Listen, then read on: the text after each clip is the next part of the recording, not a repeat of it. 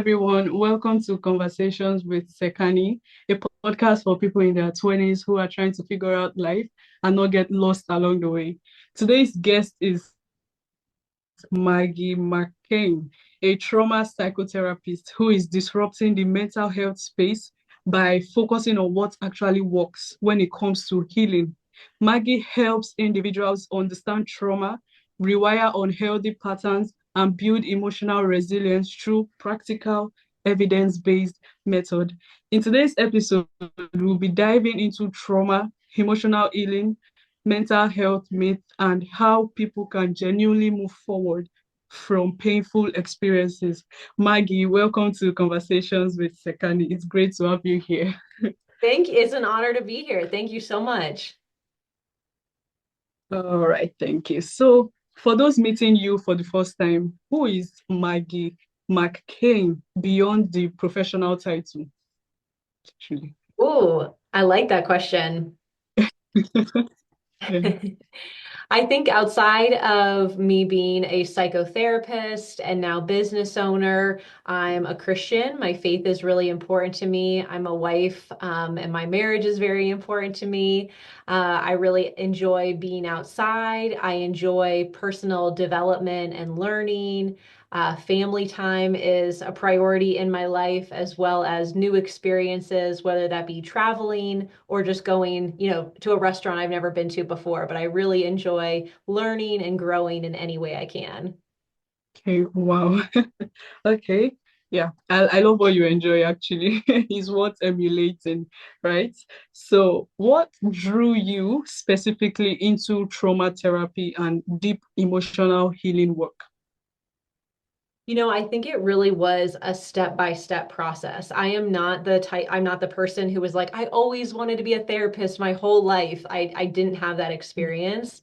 Um, again, I can definitely talk about faith a lot with this, if that's something your viewers, can resonate with. But I believe it was a lot of like divine intervention of the Lord really planting seeds in my life, without me knowing exactly what was happening, but then getting me to exactly where I'm at right now. So, it started with me going to an international school when I was in elementary and middle school and learning about people suffering that was so different from mine. And then, kind of similarly, learning about human trafficking at a young age and just, again, like human suffering, injustices in the Yeah. world. And then I was working at a domestic violence advocacy center. And so I was walking a woman home one night to ensure her safety, and we encountered her abuser. And it was in that moment that I realized that there was someone else in this relationship who needed help, and he wasn't getting any help. Of course, this woman needed help, and I'm not trying to negate that, but we were totally missing that there was also a man who really needed help and healing. And so I really attribute that moment to me being like, okay, I need to go back and get my master's, and how can I help those sorts of folks in a profound way, the people who are being overlooked, but who desperately also need healing and support. And so again, kind of just those steps along the way to get me where I am. Okay, wow. I like the fact that, I don't know if I could say this, but when it comes to relationship, right? Uh, people feel that women are the one who needs therapy the most, right? But I believe that both men and women need therapy, right? They need this emotional work and everything. So I like the fact that you recognized both genders in, Mhm. what you do. That's actually very good. Okay, so to our core conversations, trauma is a word people hear often, but many people don't really understand it. How do you personally define trauma in a way that people can relate to you? I love using the definition that trauma changes the way you view yourself and or you view the world around you. And I like using that definition because when we typically think about trauma, we think of major life events, abuse, car accidents, um, war, tornadoes, things like that. But the most of the people that come into my office haven't had those sorts of experiences actually. There was something that happened when they were younger, maybe that they even misinterpreted, but it led them to believe that, something about themselves or the world around them that wasn't true. I'm not good enough. The world isn't safe. I'm not lovable. So our brain, as it's in the younger years and still developing, it might misinterpret things that are going on around us. And I believe that's a trauma, right? We don't have to experience physical abuse to have our worldview or our self-perception change. Wow. All right. So, in your experience, what are the most common misconceptions people have about healing and recovery? Yes, that's a great one. So, honestly, I think that people struggle when trauma healing can be simple. It's not always simple. Sometimes we really need to get in and do some like really deep and hard work. But more often than not, it really is our way of thinking that is holding us back and not allowing us to grow. So if people can get in touch with thinking about their thoughts, so just really recognizing, what am I thinking about? What am I thinking about? And then noticing, is this true? Right? So we might perceive everyone's going to judge me. I can't do that. I'm going to be embarrassed. But noticing that thought and then being able to say, is that true? Like, no one really probably is going to care. No one's going to remember what I'm wearing. No one's going to remember if I mess up. But our beliefs hinder us. And so if you can take control of your thinking, there's so much power in that. Okay. So, so basically, you think that most traumas are, I wouldn't say most traumas, but some trauma starts with the mind, right? And the way we think. Mm-hmm. Okay. Mm-hmm. It's a Okay. mind-body connection. I certainly am not trying to oversimplify, Yeah. but there are times, that I work with a variety of folks, some of whom we can kind of focus on the cognition, the mind, the thinking, because Mm, whatever happened to them, they continue to think, I'm unworthy because that thing happened. It's my fault, right? Is another common one. So again, if we can get control of the thinking, we can make major progress. Some people, though, to be like really transparent, it's in their body. Like, why does my mm, body feel stuck? Why do I have this panic in my chest? Why do I have digestive issues that are mm, chronic? Why can't I sleep at night? So sometimes trauma will get stored in our body. And again, mm. then we have to do kind of deeper work to get it out of our body and move it from our body because our body does remember trauma as well. Okay. So when you talk of deeper work, what are the deeper work we have to do in case someone is faced with these situations? Actually? Yeah. So if someone's listening, faced with some situations where they're like, hey, Maggie, I've kind of tried the talk therapy thing, or I've tried reading the books, and it's just like, I just can't get a handle on it. I would encourage you to look for a trauma specific therapist. The work that I do is predominantly with something called EMDR. Are you familiar with that? I don't think I am. Okay, so EMDR is a really well-researched trauma modality, and it goes back into our subconscious brain. I'm happy to get really detailed, or I can stay kind of more basic, but it goes into our subconscious brain to then kind of target, like I said, those beliefs that we have, or maybe the things that are stuck in our body. Trauma confuses our brain and body because it isn't sure what's in the past and what's in the present. And so if we can catch our brain up to, yes, that horrible thing happened, but it happened in the past. And today, right now, we're safe. Our body is wired for safety. So we need to catch up our brain and body that we're safe now. And so that would be like the deeper trauma work. So you can do that with EMDR. People do that with I mean, there's tons of modalities. I'm most familiar with EMDR. I find that to be the best. I like it the most, but there's lots of other things that you can do. I'm trying to think of biofeedback is one, ketamine therapy is something people are doing for trauma work, brain spotting is another one. So there's a lot of modalities. Okay, wow.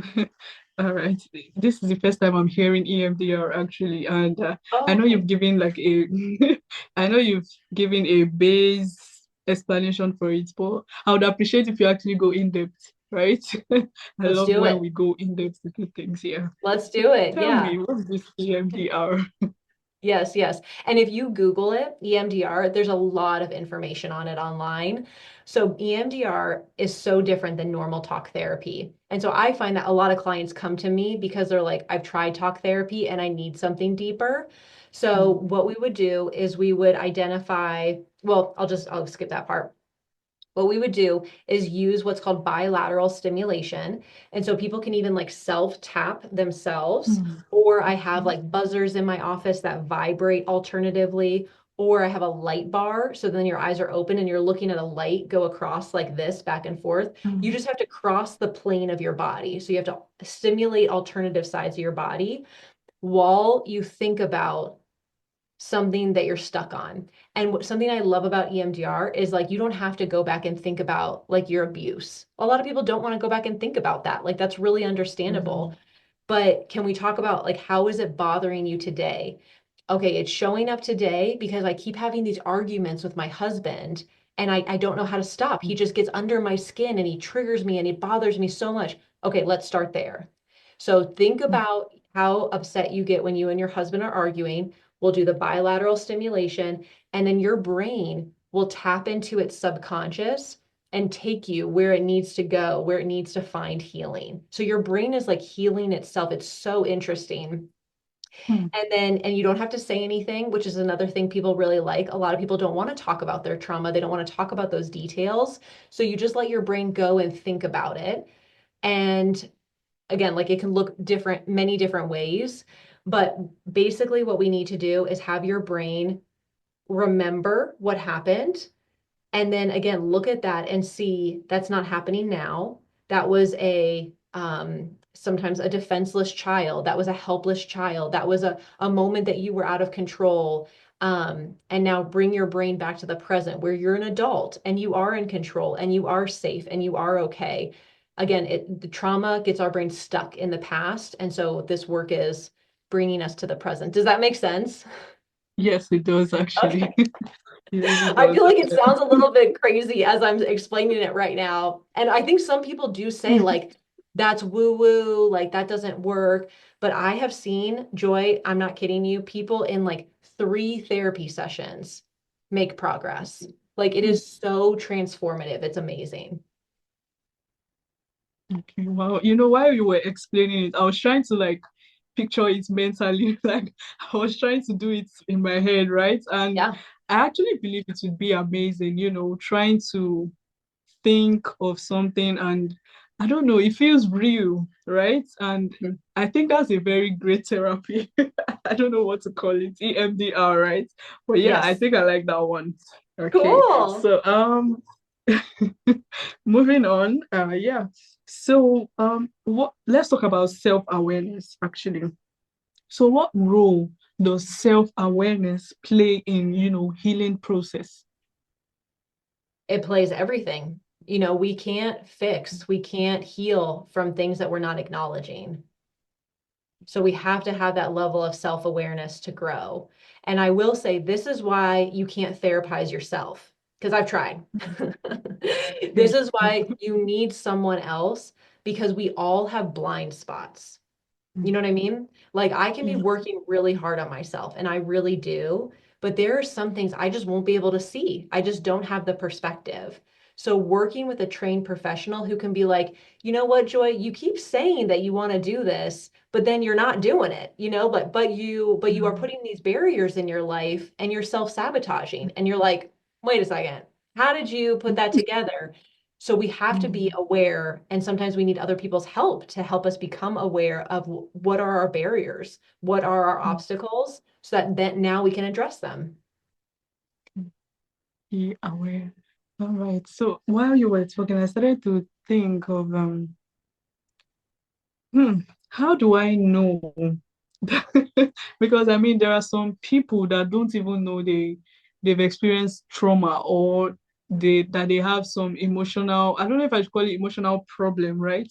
How do I Mhm. now become aware that okay, this is an issue I should actually focus on working on, or I should find solution to when I'm not even aware of things like that.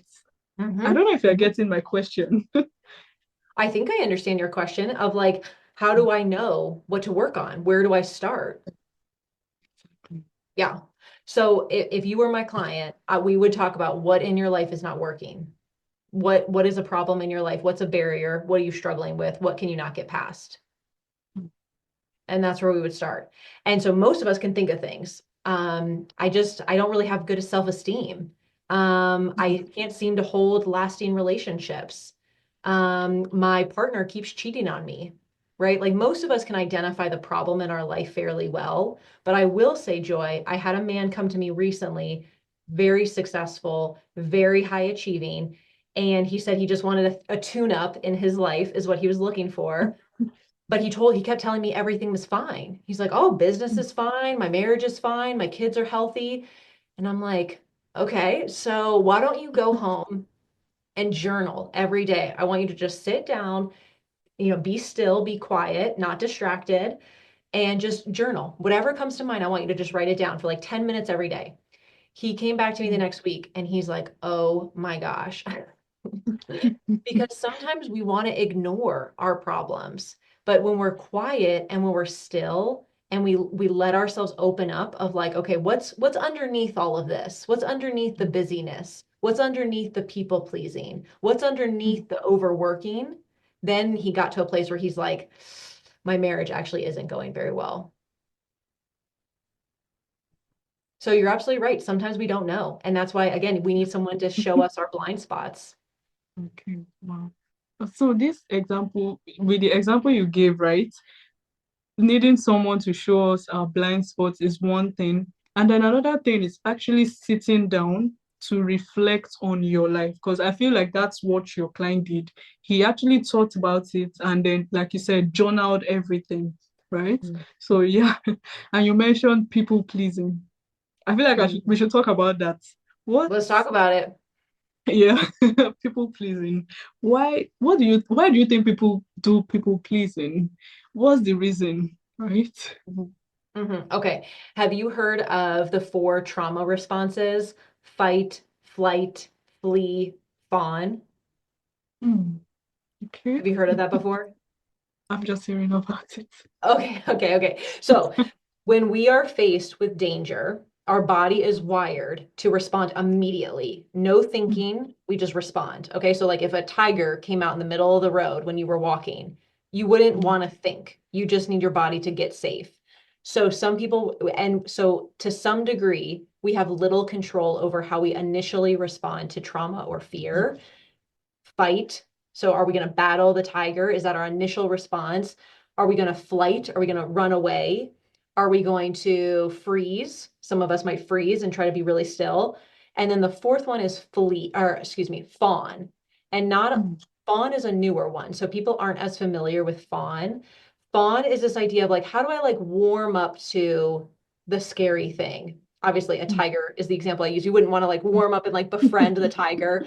But if you think about if I don't know what maybe your listeners may have gone through. I'm not sure what a common thing, but maybe a boyfriend is abusing them, let's just say. A yeah. fawning response would be, how do I kind of like suck up to my boyfriend? Oh, you're right, baby. Whatever you say. Yep, Mm, I'll do whatever you want. Yep, whatever you say. That would be a way to try to stay safe. Because if I can stay on the good mm, side, maybe I'll be safe. Okay, so this is a trauma response. If that is our trauma response, when we initially have a trauma, typically early in childhood, just because that's when our brain develops, but obviously we can have traumas later in life, that mm, will result in people pleasing behaviors. So if I have a person in my office and they say, "Oh, I just do whatever the person wants." Oh, yeah, at work, I'm the first one there. I do all the work. I'm the last one to leave. I get everyone coffee. Very people pleasing, right? yeah. We would talk about trauma because I would Mm, say, why in your life, who in your life did you have to please to stay safe? please. Wow, this is a whole new perspective to this, right? Because I would say personally, there were some times in my life where I actually, used to do this people pleasing thing. And I've also seen people that do these things. And now it's all making sense because that means at a point in my life, I was trying to please someone just to be safe. And that's true. That's really true. So this is amazing. I love this. Wow. So how do we overcome people pleasing? Literally. Yeah. I'll just say really quick, Joy, just because I feel like I made this connection fairly recently, and I think it kind of blew my mind the way your mind is being blown right now, is Mm, that perfectionism is another trait that is mm, similar to people pleasing in that way of like, if I can just be perfect, then this mm, person will give me the love and attention that I desire.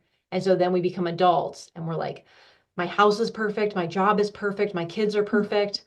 And so I would say, who did you need to be perfect for when you were younger? mm. Who are you trying to please when you were younger so that you could be safe or receive love?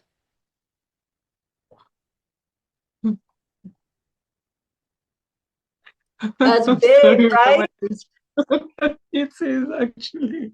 Oh wow. Okay. Wow. So in order for me to stop exhibiting that trait of people pleasing, what do Mhm. I need to do? So again, like if you were my client, we would start with that acknowledgement, right? Exactly what we just said, that Mm, self-awareness. I didn't know people pleasing was a problem. People say to me, I thought mm, everyone was a people pleaser. There's nothing, I thought it's fine to be a perfectionist. I'm a hard worker. So acknowledging that that probably came from trauma. mm, And are you willing to talk about that? Do you want to go there? Do we want to talk about who did you need to please when you were younger? And again, like totally client's choice. If they want to go that route of trauma work, we would then call that trauma work. And so then we could do lots of different things. We could try to just behave differently. Okay, so when you notice, Joy, when you notice that you want to start people pleasing and just being whatever that person wants, can we try to stop ourselves? Can we try to make a different choice and set some boundaries and take care of ourselves? Sometimes it requires, again, noticing our thinking, noticing our behaviors, and we can make those changes. And sometimes that's really hard for people. And they're like, I can't stop. I don't know. I just like, I impulsively, I can't do, I don't know, Maggie, I can't do it. So then we would probably do EMDR and we would go back into your subconscious and tell your brain that we don't need to protect ourselves from that person anymore, that we're safe now. mm. Wow. Thank you so much. This has been really, really insightful and educative also. And I really hope my listeners will, take what you've said now and then implement it in their daily lives. So before I round off, I'd like to ask you, what's your definition of success? Oh goodness, I feel like I play with this one quite a bit as a business owner and entrepreneur. It's like, how do I define if I'm successful and if this is all working? Again, like to bring in faith, like I think it always comes down to like, am I doing what the Lord tells me to do? Because ultimately that's all I want to do in life. So it doesn't really matter like what I think I need to be doing or where I think I need to be, is like, am I being obedient? So that like really should be the primary. But I think the other thing that of course comes to mind, just because I'm a person in this world, Mm, is that I really like the idea of freedom. Like freedom has always been really important to me. And so just making, when my life feels like I have freedom to make decisions and make changes in my life and advocate for myself and advocate for other people, I think that's one of the reasons I wanted to start my own business, is because the idea of working for somebody else and then them having mm, control over how many hours a day I work, that like really created a lot of discontentment for me. mm. So I think that everyone's life can look so different, but for me, the idea of freedom is really important. Okay, wow. So freedom. Okay. That's an interesting take on success, actually.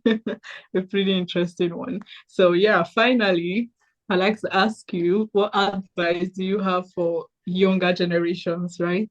Who are, probably battling trauma emotionally or physically, or what advice do you have for us?